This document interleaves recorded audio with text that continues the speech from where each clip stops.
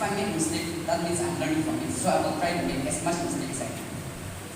So, firstly, what is sustainable development?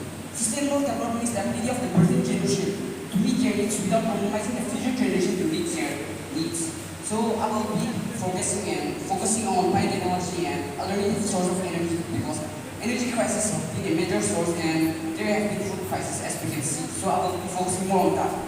So as we can see that sustainable development, it is comprised of three aspects of development, that is environmental development, social development, and economical development. That means we have to emphasize on every spheres and key role.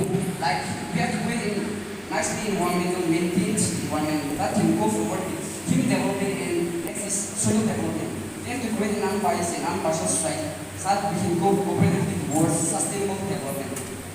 And next is economic development. As we can see in India, which is biased economic society because we don't get a share of our resources and therefore we are misusing it and there has been loss of many resources. So I would like to emphasize that we can help with officials and traders so that we will have economical development in India and in the world above so that we can have a sustained development because we can see that it plays a very key role because if resources is misused by one person only then we will take advantage and there it will lead to dispersion and loss of the resources. So I will emphasize that these three aspects can go and move forward on sustainable development.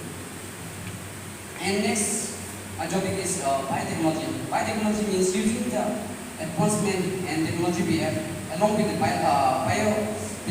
biology information we have together for creating GMS, that is genetically engineered microbes that can help create less resistant crops and increase reproduction in agriculture and fermentation, improve yield and productivity and other things.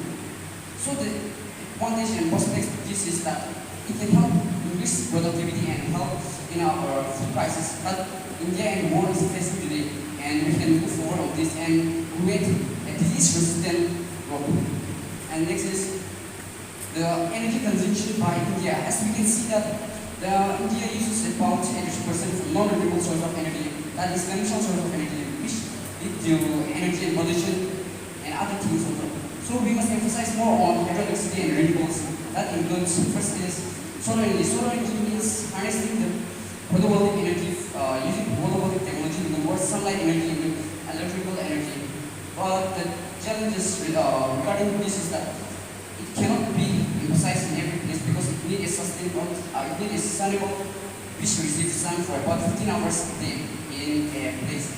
And the challenges and other challenges related to this is that it requires silicon, special type of silicon and silver, which is used for interconnection of cells, which adds to the cost, and also it does not produce much energy, so it cannot be used for commercial purposes. So these are the disadvantages related to this solar energy. And the advantage related to solar energy is that it does not require much maintenance, as once it is set, it can be used for many years and it can provide energy.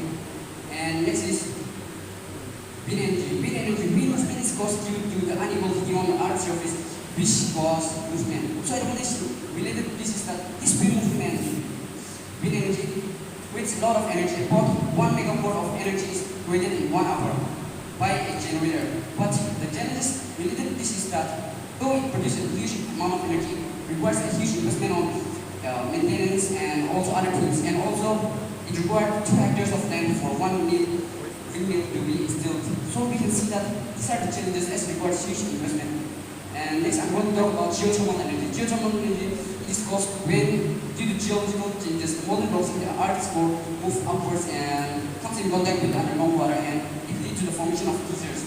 So this energy can be emphasized by installing pipes and supplying energy to move the turbine to convert the mechanical energy to electrical energy. So the advantage related to this geothermal energy is that this geothermal energy, it can be used for emphasizing more, and it has a high cost of installation of pipelines.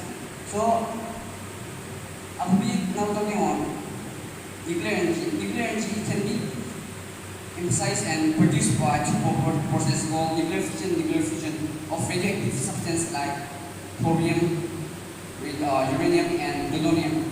So the advantage of this is producing huge amount of energy. As we can see that nuclear fission process, it produces about 10 billion of the energy produced by a single cell combustion of carbon cell.